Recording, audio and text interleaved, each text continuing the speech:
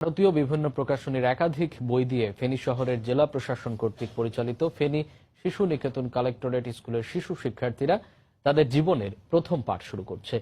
এসব বই আবার ভুলে ভরা বলে দাবি অভিভাবকদের। বই কিনতে তাদের গুনতে হচ্ছে উচ্চ মূল্য। এতে ক্ষুব্ধ অভিভাবক সহ শিক্ষানুরাগীরা। ফেনীর জেলা প্রশাসক বলছেন, লিখিত অভিযোগ পেলে সেসব বই প্রত্যাহার করে দেশীয় বই পাঠ্য করা হবে। জুলহাস তালুকদারের ক্যামেরায় আতিয়া সজলের তথ্য ও ছবি নিয়ে দেখুন রিপোর্ট।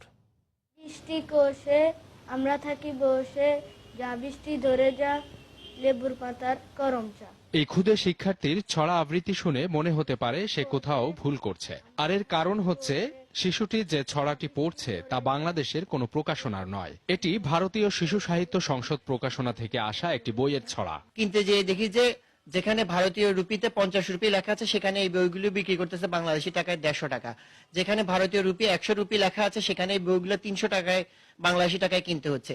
আমার প্রশ্ন হচ্ছে যে একটি সরকার কর্তৃক পরিচালিত স্কুলে কেন ইন্ডিয়ান বই পাঠ্য করা হবে? শহরের ফেনী শিশু নিকেতন কালেক্টরেট স্কুলের এই শিক্ষার্থীর মতো এই বিদ্যালয়ের নার্সারিতে 3টি, কেজিতে 3টি এবং এ লেভেলের জন্য একটি ভারতীয় বই পাঠ্য হিসেবে নির্ধারণ করেছে কর্তৃপক্ষ।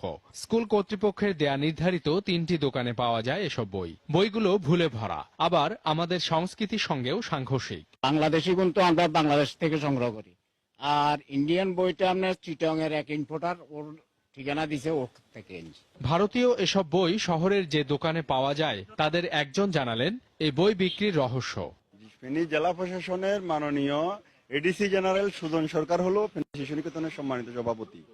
উনি এবং ফেনী শিশু নিকেতন কমিটি এবং হেড স্যার, ওনারা সম্মিলিতভাবে এই বইগুলো আমাদেরকে বিক্রি করার জন্য ডিসিশন দিছে। ওনারা সিলেবাসভুক্ত করছে। আমরা